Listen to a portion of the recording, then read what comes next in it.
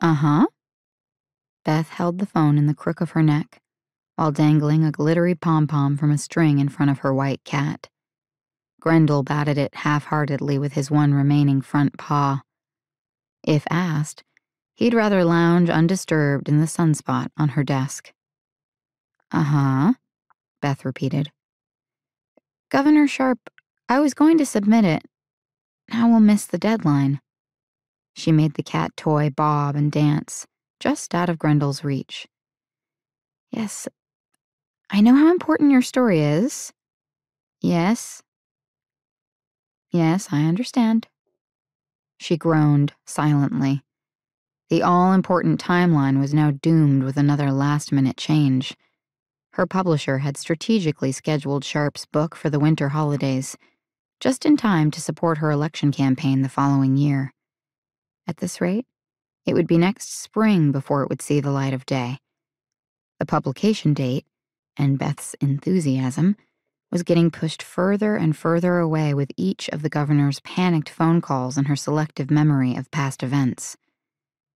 What exactly do you want to add? Beth reluctantly put down the cat toy. She took notes. After 30 minutes listening to a new angle of a tired old campaign story, she said, Okay.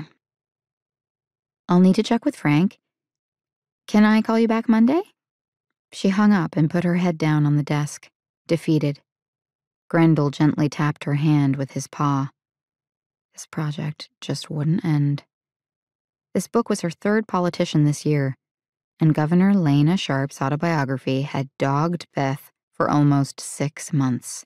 She didn't know how much of Sharp's story was true, embellished, or fictionalized. Beth was a ghostwriter and, thankfully, not a fact-checker. If she got paid by the eye roll, her publisher would owe her a fortune. A typical assignment was exasperating, but Governor Sharp took maddening to a whole new level. Late-night phone calls, excessive hand-holding, the governor's tedious stories beginning with I and ending with me were routine. Sharp's ego exhausted Beth. So did all the revisions.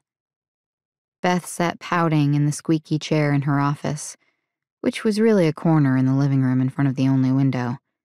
She leaned forward and pressed her nose against the cold glass. The lone tree in the small garden on Fulton Street below had changed from luxe velvety green to brittle gold and brown. By next week, its remaining leaves would be on the ground.